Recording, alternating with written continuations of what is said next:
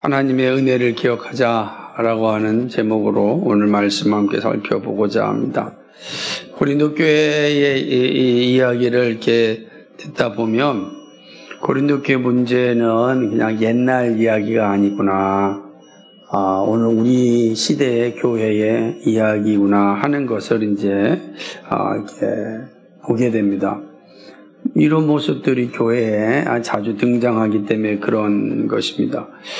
그렇게 생각할 때 고린도 이 전서, 이 편지는 오늘날 교회가 어떻게 세워져야 하는지를 보여주는 그런 말씀이라고 할 수가 있습니다. 바울은 6장 초도에서는 세상 법정에 고소하는 문제를 이제 언급하였습니다. 그리스도인들이 이방인들에게 교회 문제를 가지고 가는 거, 그 불의한 행동이다. 이렇게 이야기하였습니다. 바울이 이제 소송의 문제를 언급한 후에 하나님의 나라를 유업으로 받지 못할 것에 대하여 이제 말씀을 합니다. 짧은 구절인데 두 번이나 하나님 나라를 유업으로 받지 못할 것을 강조하는 것을 이제 볼 수가 있습니다. 바울이 이렇게 강조하는 것은 하나님 나라의 유업을 받는 것이 얼마나 중요하고 또 소중한데 이 하나님 나라를 받지 못하는 참으로 불행하고 불쌍한 사람들이 교회 안에도 있기 때문에 이 말씀을 전하는 것입니다. 바울은 소송의 문제가 불의한 것임을 밝혔습니다. 그것도 불의합니다. 그러나 오늘 9절에서 11절까지에서도 또 다른 불의한 모습을 이제 이야기하는 것을 보게 되는 것입니다. 하나님 나라를 유업으로 받지 못할 자들의 모습이 어떠한지 오늘 본문은 아주 의미심장하게 우리에게 가르쳐 주고 있는 것을 보게 됩니다. 바울은 본문을 통해서 세 가지를 사실은 이제 강조하는데, 첫째는 하나님 나라를 유업으로 받지 못할 자들이 누구인가라고 하는 거고, 두 번째는 하나님 나라를 유업으로 받을 자의 자격은 어떤 것인가, 그리고 세 번째로는 하나님 나라를 유업으로 받을 자의 책임입니다. 그러니까 하나님 나라 이 세 가지가 오늘 우리가 읽은 이 말씀에 잘 담겨져 있습니다. 첫 번째로 하나님 나라를 유업으로 받지 못할 자는 불의한 자다. 다시 말하면 불의한 자는 하나님 나라를 유업으로 받지 못한다. 이 말씀을 강조하고 있습니다. 바로 9절에 보게 되면은 불의한 자가 하나님 나라를 유업으로 받지 못할 줄 알지 못하느냐 말씀하는 거 보면 불의한 자는 하나님 나라를 유업으로 받지 못합니다. 하나님의 나라라고 하는 건 본질적으로 하나님의 통치를 의미합니다. 하나님의 나라는 두 가지 관점을 가지고 있는데 이미 임한 하나님의 나라 그리고 마침내 완성될 하나님의 나라를 의미합니다. 그러니까 우리는 이미 임한 하나님 나라에 살고 있으면서 마침내 완성될 하나님 나라를 바라보며 살아가는 것이 바로 우리들의 모습이고 그것이 바로 하나님 나라의 두 가지 의미다라고 하는 것입니다. 그런 의미에서 우리는 하나님 나라는 이미 임한 하나님 나라 가운데 우리는 살고 있다라고 하는 것이죠. 그럼 오늘 본문에서 이야기하는 것처럼 구절에 있는 것처럼 나타난 불의한 자가 하나님 나라를 유업으로 받지 못한다 할 때 이 하나님의 나라는 어떤 것인가? 이미 임한 하나님의 나라를 말하는 것인가? 아니면 장차 완성될 하나님의 나라를 의미하는 것인가? 좀 잘 보아야 합니다. 왜냐하면 그 의미에 따라서 내용이 많이 달라지기 때문에 그렇습니다. 그러나 오늘 본문에서 바울이 이야기하고 있는 것은 이미 임한 하나님의 나라를 말하는 것이 아니라 종말에 완성될 하나님의 나라를 말하고 있습니다. 하나님의 나라를 유업으로 받을 자는 이 땅에서 하나님의 통치를 받고 사는 자입니다. 그런 후에 종말 후에 완성될 하나님의 나라에 들어갑니다. 그러니까 이미 임한 하나님의 통치를 받고 장차 완성될 하나님 나라에 들어가는 것, 그것이 바로 하나님 나라의 백성이다라고 하는 것이죠. 이런 관점에서 볼 때 우리는 이미 우리 가운데 와 있는 하나님 나라와 아직 완성되지 않은 하나님 나라 사이에 살고 있다. 우리가 늘 강조하듯이 이미와 아직 사이에 우리가 살고 있음을 보여줍니다. 바울은 하나님 나라를 언급하면서 장차 하나님의 나라가 임할 때 그 하나님 나라에 들어가지 못할 자가 있다라고 말씀을 합니다. 도대체 누가 하나님의 나라가 임할 때 들어가지 못하는가? 그건 불의한 자입니다. 왜냐하면 하나님의 나라는 의로운 의의 나라입니다. 거룩한 나라이기 때문에 불의함은 하나님 나라에 존재할 수가 없는 것입니다. 그래서 우리는 하나님 나라를 표현할 때 하나님의 의로 가득 찬 곳 이렇게 말할 수 있습니다. 그러니까 하나님의 의로 가득 찼으니까 불의가 들어갈 공간이 없는 거죠. 그래서 하나님의 나라는 하나님의 의로 가득 차 있다라고 말할 수가 있는 것입니다. 바울은 하나님 나라에 대하여서 이렇게 아주 분명하게 언급하는 이유는 고린도 교회가 매우 세속화되었기 때문에 그런 것입니다. 그러니까 세속화된 이 고린도 교회를 향하여서 하나님 나라에 불의한 자가 들어갈 수 없다라는 것을 강조합니다. 그러니까 여러분, 이 말씀은 고린도 교회에 주는 말씀이에요. 그렇죠? 세상을 향해 주는 말씀이 아니라 고린도 교회를 향하여 주시는 말씀이다. 그러니까 오늘 우리에게 주시는 말씀이다 라고 이제 보면 되는 것입니다. 고린도 교회의 성도들이 가지고 있는 모습을 보면 이미 우리가 살펴보았듯이 자신들은 이미 구원을 얻은 자라고 생각하고 죄악들을 가볍게 여기고 있었습니다. 바울은 이 사실에 대하여 결코 물러설 수가 없었습니다. 이미 5장 7절에서 언급하였듯이 이런 생각을 가진 자들, 묵은 누룩이라고 하죠. 이 묵은 누룩들은 다 내어버려라 라고 하기 때문입니다. 불의한 자들을 교회에서 내어쫓는 이유는 그들은 하나님 나라와 아무 관계가 없기 때문입니다. 하나님 나라 아무 관계가 없는데 하나님 나라 백성이 있는 게 무의미하지 않습니까? 하나님 나라 백성으로 살 수가 없는데 하나님 나라 백성 속에 있다면 아무런 가치가 없기 때문에 그런 것입니다. 불의한 자의 모습을 보면 그 이유가 분명해지는데 9절과 10절은 이 불의한 자의 모습을 아주 단호하게 말하고 있는 걸 봅니다. 한참 읽어볼까요? 시작. 불의한 자가 하나님 나라를 유업으로 받지 못할 줄을 알지 못하느냐? 미혹을 받지 말라. 음란하는 자나 우상 숭배하는 자나 간음하는 자나 탐색하는 자나 남색하는 자나 도적이나 탐남이나 술 취하는 자나 후욕하는 자나 토색하는 자들은 하나님 나라를 유업으로 받지 못하리라. 아멘. 여기 절에 있는 것처럼 옛날 그 개혁 개정이다 보니까 여기 나온 것처럼 도적이나 탐욕을 부리는 자나 술 취하는 자나 모욕하는 자나 속여 빼앗는 자들, 다 이런 자들이죠. 그러니까 토색한다라는 게 속여 빼앗는 자들을 의미하는 거니까 이러한 자들은 하나님 나라에 들어갈 수가 없다라고 밝히고 있는 것입니다. 그러니까 이런 어떤 불의한 자들의 목록을 우리가 기억할 필요가 있는데 음란, 우상숭배, 간음, 탐색, 남색, 그죠? 도적질하는 자, 그죠? 술 취하는 자, 이런 모습들입니다. 모욕하는 자, 그리고 속여 빼앗는 자, 이런 자들이죠. 이 목록에 나는 들어가 있는가? 한번 생각해 봐야 돼. 우리 교회는 들어가 있는가? 지금, 바울이 볼 때 고린도 교회는 그 목록에 지금 들어가 있는 거예요. 그죠? 이 목록에 그렇게 심각하게 이제 말을 하는 거 아니겠습니까? 근데 여기서 또 주목해야 할 목록이 있는데 그는 바로 뭐냐면 탐색하는 자와 남색하는 자인 것입니다. 탐색하는 자, 남색하는 자라고 이야기하고 있어요.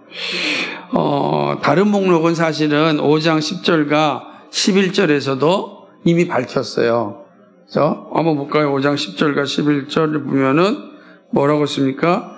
이 말은 이 세상에 음행하는 자들이나 탐하는 자들이나 속여 빼앗는 자들이나 우상 숭배하는 자들을 도무지 사귀지 말라는 것이 아니니 만일 그리하려면 너희가 세상 밖으로 나가야 할 것이라.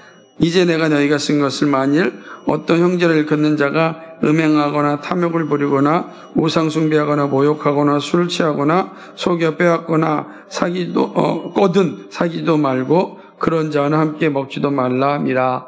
그래서 10장 11절에서 이 불의한 자들의 목록을 반복해 말씀해 주었습니다. 그런데 오늘 6장 10절에 오게 되면은 9절에 오게 되면 전혀 없는 두 가지를 더 첨가하는 게 그게 바로 탐색하는 자고 남색하는 자입니다. 근데 탐색하는 자라고 하는 거는 남창을 의미합니다. 남창. 남자들이 몸을 팔아서 살아가는 자들을 할 때 남창을 얘기해요. 그 남색하는 자라고 하는 것은 이 아르세뇨 코이타이라고 하는 단어입니다. 근데 아르세뇨 코이타이 이런 단어는 어떤 의미를 가지고 있냐면 동성연애자를 의미합니다. 그러니까 동성애자를 의미한다고 할 수 있죠. 그러니까 동성연애자예요. 그러니까 성적으로 행하고 있는 자들을 의미하는 거죠. 그러니까 이들을 첨가시키면서 이들도 다른 죄의 목록에 들어가 있는 거죠. 그러니까 우리가 마치 동성연애하는 자들만 하나님 나라의 유업을 받지 못한다라고 거품을 보고 대들 것이 아니라 이들을 포함하여서 있는 자들이죠. 음란하고 우상숭배하고 간음하고 도적질하고 모욕하고 남의 것 빼앗는 자들, 부당 이득을 취하는 자들, 이런 자들도 다 어디에 속해 있는 거예요? 남색하는 자들이나 그 다음에 탐색하는 자들과 같은 부류에 들어가 있다라고 하는 거예요. 그러니까 이런 자들은 어떻게 된 거예요? 하나님 나라를 유업으로 받지 못하는 거죠.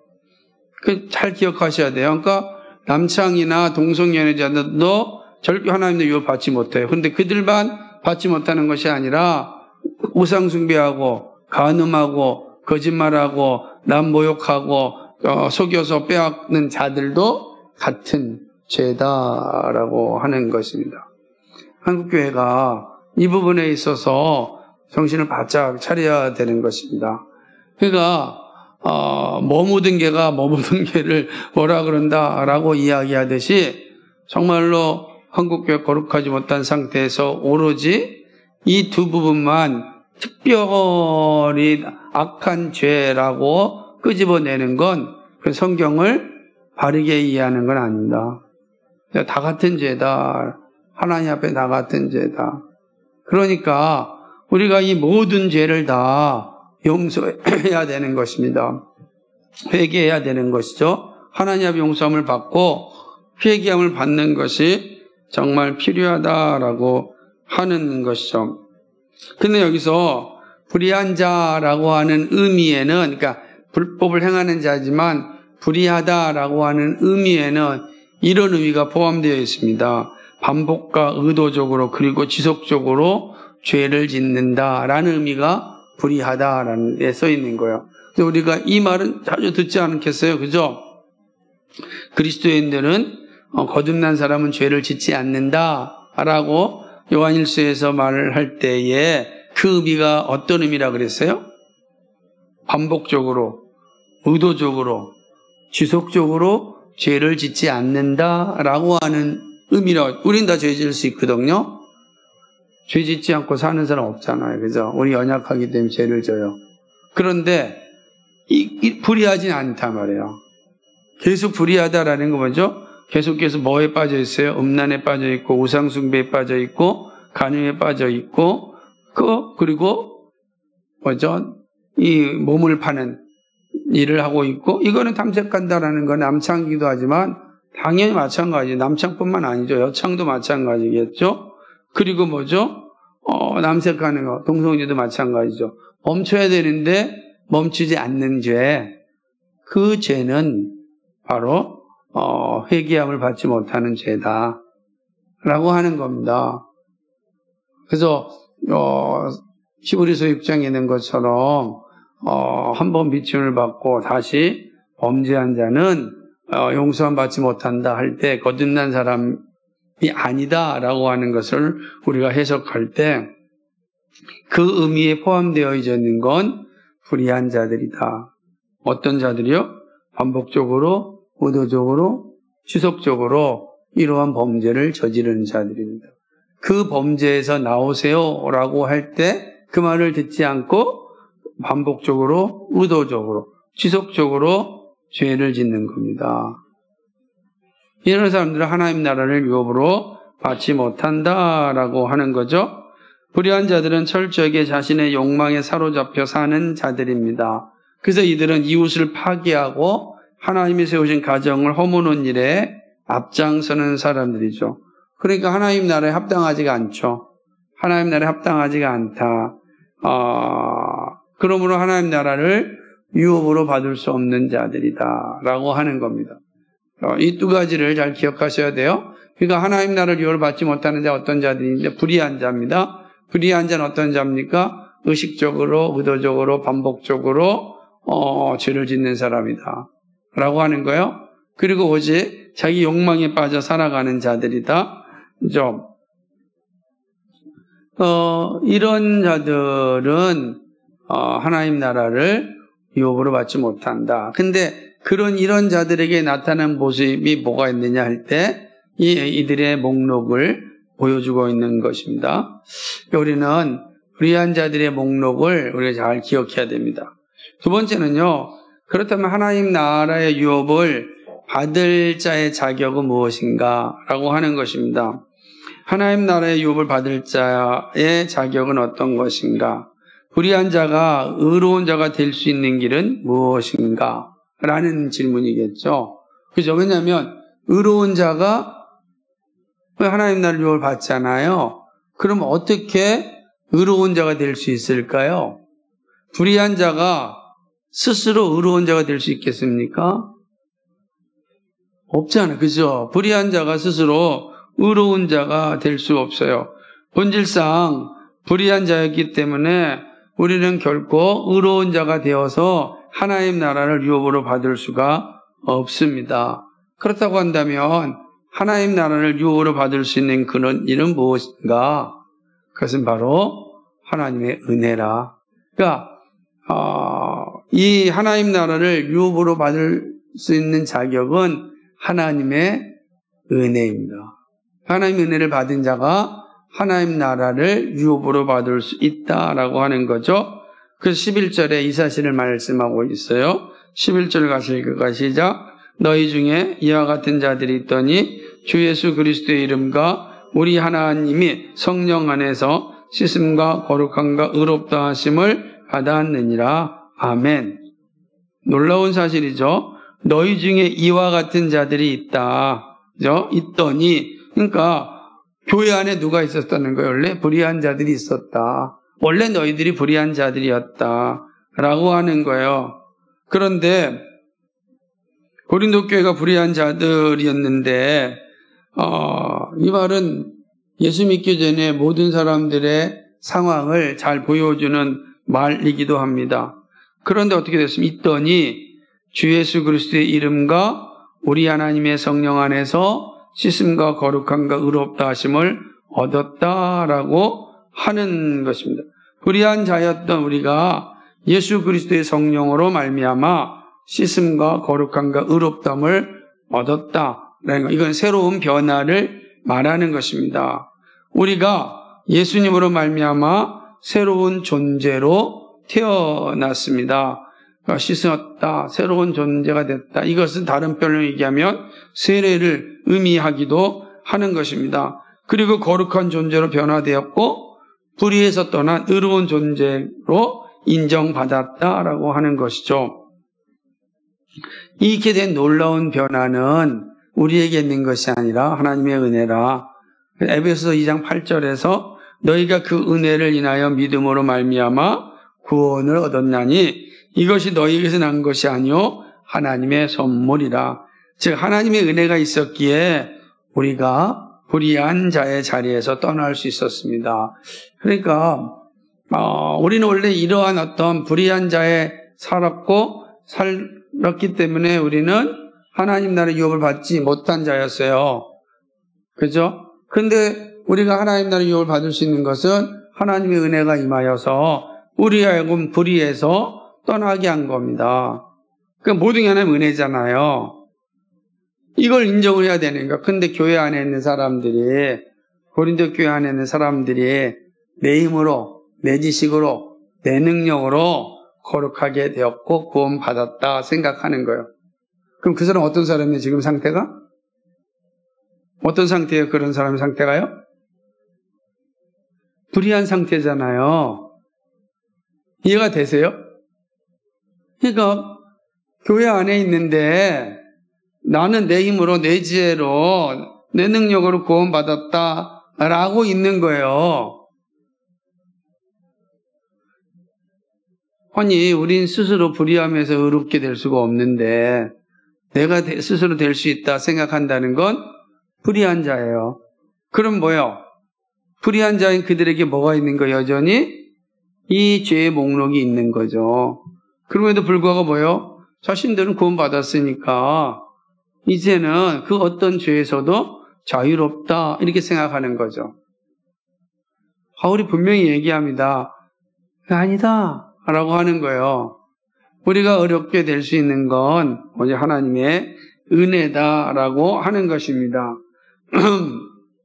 오직 하나님의 은혜만이 우리로 하여금 의로운 자로 살게 하는 것이죠. 그런 측면에서 본다면 우리는 불의한 자들을 향하여서 복음 전하는 것을 포기해서 안 되는 거죠. 왜냐하면 우리의 힘으로는 안 되니까 우리의 관점으로 보면 포기해야 돼요. 어떻게 동성애자를 변화시키겠어요? 물론 우리 힘은 안 되지만 놀랍게도 성령께서 이렇게 하실 수 있단 말이에요. 할 수 있단 말이죠.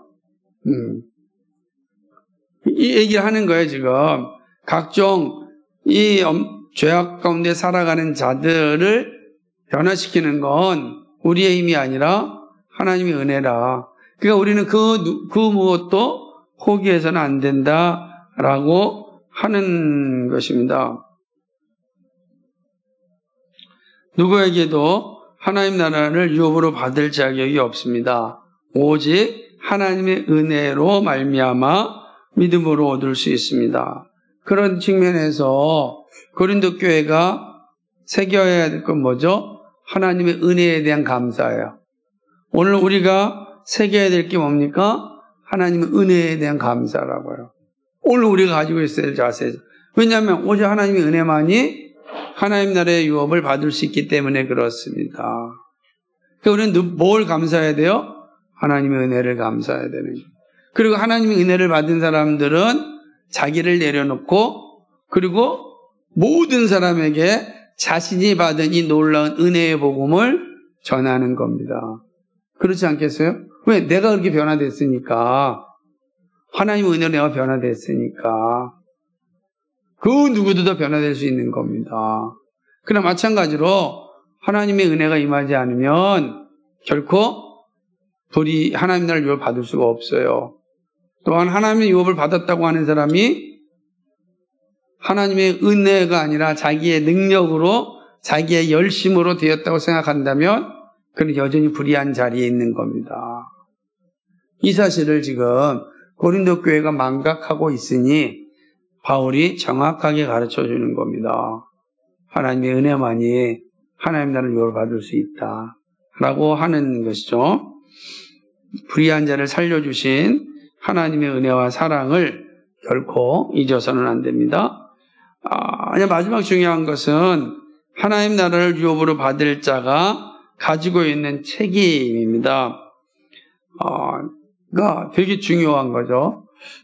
저는 지역에서 목사님들과 축구할 때 이게 골 넣는 공격수를 주로 합니다. 왜냐하면 잘해서 있는 것이 아니라 그 자리가 그나마 가장 편안하니까 보내주는 것 같아요. 근데 우리가 축구하면서 가장 중요한 건 뭐냐면 이기는 겁니다. 운동하면서 이기는 거죠. 축구도 마찬가지예요. 이기는 겁니다. 그럼 축구에서 이기는 건 골을 넣는 겁니다. 수비가 잘하는데 골을 넣지 않으면 비기기만 합니다. 그죠? 골을 넣어야 돼요. 공격수는 반드시 골을 잘 넣어야 됩니다. 골을 넣는 책임이 있어요. 공격적인 공이 잘 안 와요. 워낙 수비가 계속 막고 있으니까 그냥 어쩌다가 왔을 때 정확하게 골을 넣어야 됩니다. 이게 책임이죠. 그래서 모든 그 축구 선수 가운데 공격수들은 그런 어떤 막중한 책임감을 이제 가지고 있는 것입니다. 근데 제가 이런 책임감은 그리스도인이 되었다라고 하는 우리에게도 동일하게 주어집니다. 하나님 나라를 유업으로 받고 살아가는 우리들에게도 항상 주어져 있는 책임이 있습니다. 그래서 현재적 하나님 나라를 위하여 책임을 맡은 자가 되었다라는 의미입니다. 생각해 보십시오. 그러면 현재적 하나님 나라에서 우리가 받은 그런 책임이 뭔가? 뭘 것 같습니까? 오늘 본문을 근거한다면 뭘 것 같아요? 책임을 맡은 이 하나님의 그 은혜를 받아 의롭게 된 자들이 가지고 있는 책임이 뭔가? 그것은 바로 불의함과 싸우는 겁니다. 불의함과 싸우는 거예요. 불의와 싸우는 겁니다. 교회 안에 계속해서 들어온 이 불의의 목록과 싸우는 겁니다. 왜? 그 목록이 불의함이라는 걸 알았잖아요. 우리가 은혜가 오기 전에는 몰랐단 말이에요. 은혜가 오기 전엔 그게 불의함인지 몰랐어요. 근데 은혜가 오니까 그게 불의함인지 알았어요. 불의함의 목록을 우리가 가지고 있어요. 알고 가지고 있다면 뭘 의미합니까? 그 목록 없애기 위하여 싸우라는 거죠. 그게 바로 은혜 받은 자의 책임인 것입니다. 얼마 전에 교회 청년들에게 이 혼전 관계에 대해서 설문조사를 했어요. 사랑하면 혼전 관계 가능하냐 그랬더니 가져도 된다는 통계가 47.7%였어요. 47.7%. 너무 적극적으로. 그리고 가능하다고 생각하는 청년들이 87.6%였어요. 이거 지금 교회 밖에 있는 사람한테 물어본 게 아니에요. 교회 안에. 우리 교회 청년들한테는 설문조사 안 해봐서 모르겠지만 일반적으로 다니는 교회 청년들을 조사한 내용이 이렇다는 겁니다. 그러니까 87.6%예요. 엄청난 겁니다, 이거.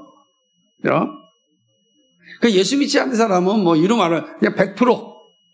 예수 믿지 않는 100%다라고 보면 되지만 예수 믿는 사람 청년들도 87.6%가 이런 거예요.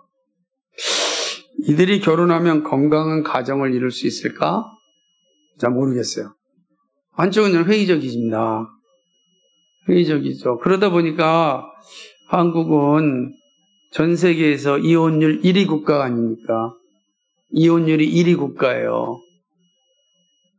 참 우리는 참 어려운 시대를 살고 있는 것입니다. 근데 이러한 세상이 가지고 있는 불의함이 교회 안에도 깊숙이 들어오거든요. 그러면 하나님의 은혜로 말미암아 의롭게 된 사람들은 그 불의함에 대하여 알기 때문에 아닙니다 라고 싸울 책임이 있다는 거예요. 근데 아직 은혜 받지 못하면 싸울 능력이 없어요. 싸울 능력이 없어요. 그러니까 능력이 없는 사람을 우리가 배척하면 안 되죠? 능력이 생기도록 우리가 기도하고 격려하고 힘을 줘야 됩니다. 그러나 하나님의 은혜를 받았다고 한다면 우리는 싸워야 되는 겁니다. 그렇지 않아도 사단이 얼마나 우리를 미혹하여 무너뜨리게 하는지 모릅니다. 성도는 무엇보다도 가정을 잘 지켜야 됩니다. 가정은 작은 교회입니다. 가정에서 하나님의 영광이 시작합니다. 가정을 정말 소중히 여기셔야 합니다. 또한 교회는 가정을 세우는 일에 중요한 공동체입니다. 그래서 교회가 흔들리면 가정도 흔들립니다. 우리가 이 사실을 잊지 말아야 돼요. 교회가 흔들리면 가정도 흔들려요. 가정이 흔들리면 교회도 영향받습니다. 그러니까 이게 되게 중요한 연관관계에 있다라고 하는 거죠. 근데 이거는 누구라도 이러한 죄에 빠질 수가 있습니다. 그러므로 미리부터 싸우는 일이 필요합니다. 그래서 정말 죄악의 자리를 즐기면 안 되고 특별히 결혼한 성도들은 더욱 충실하게 미혹에 대하여 싸우고 그리고 배우자에 대해서 정말로 최선을 다하여 사랑해야 되는 것입니다. 매우 중요한 것이죠. 그러려면 우리가 늘 말씀에 깨어 있어야 되고 이 목록을 높이 인식하고 그리고 살아야 된다라고 하는 것입니다. 제가 아주 재밌는 그 모임에 한번 갔었는데 그 모임에서 이런 내용을 하더라고요. 결혼해서 20년이 되면 같은 방에 함께 있지 않는데요. 잠자는 거 아닌데도 그냥 안 있는다는 거예요. 같은 방에. 그랬더니 옆에 있는 사람이 지금은 2년만 내어도 집에 들어가려고 하지 않는다. 이런 말을 하는 거예요. 얼마나 끔찍한 이야기입니까? 그러니까 사단이 얼마나 무섭게 미혹하여서 가정을 무너뜨리고 교회를 무너뜨리는지 몰라요. 여러분 정말로 가정이 무너지면요 교회가 신앙생활하기가 되게 힘들어집니다. 아마 우리가 너무나 상식적으로 알 수 있으리라 생각을 합니다. 그렇게 믿음이 좋고 신앙이 좋아도 가정이 어려워지면 그 신앙 다 까먹습니다. 그래서 우린 정말 깨어 정신 차려야 된다. 그런 것입니다. 그래서 우리가 하나님의 은혜로 거듭났다. 그것은 우리에게 이 불의함과 싸울 책임이 우리에게 있다라는 것을 기억해야 될 것입니다. 이제 우리는 주의 말씀에 순종하며 이 죄와 싸우는 일에 정말로 열심을 내야 됩니다. 하나님 나라의 유업은 이 땅에서 하나님 나라의 백성으로 살 때 이어지는 것입니다. 하나님의 다스림에 순종하지 않는 자는 결코 하나님 나라를 유업으로 받을 수가 없습니다. 그렇기 때문에 나를 잘 돌이켜 봐야 됩니다. 내가 하나님의 은혜에 합당하게 지금 살아가고 있는가 하는 것이죠. 그리고 하나님의 은혜 받은 자로서 책임을 다하고 있는가 하는 것입니다. 그 책임을 다하기 위하여 날마다 내가 성령 하나님을 의존하고 있는가, 이 사실들을 잘 살피면서 이 불의한 세상 가운데 하나님께 은혜 받은 자로서 정말로 건강하게 가정을 세우고 교회를 세우고 하나님의 나라를 유업으로 다 받을 수 있는 그런 은혜가 우리 모두에게 있기를 주님의 이름으로 축복합니다. 기도합니다. 거룩하시고 자비하신 하나님, 참 고맙고 감사합니다. 오늘 교회를 허무는 이 일들이 무엇인지 살펴보았습니다. 불의한 자들은 하나님 나라를 유업을 받지 못함도 보았습니다. 하나님의 유업을 받을 자들은 의로운 자인데, 의로운 자는 오직 하나님의 은혜를 입어야 됩니다. 하나님의 은혜를 입은 자만이 하나님 나라를 유업으로 받을 수 있습니다. 그리고 하나님의 은혜를 받은 자들에게는 주어지는 이 땅에서의 책임이 있는데 불의함과 싸우는 일입니다. 하나님 아버지, 이 사실을 잘 기억하여 하나님 나라의 백성으로서 이 땅에 살아갈 때 맡겨진 책무를 잘 감당하고 마침내 약속된 하나님 나라를 유업으로 받는 우리 모두가 되게 하여 주옵소서. 감사하오며 예수님 이름으로 기도하였습니다. 아멘.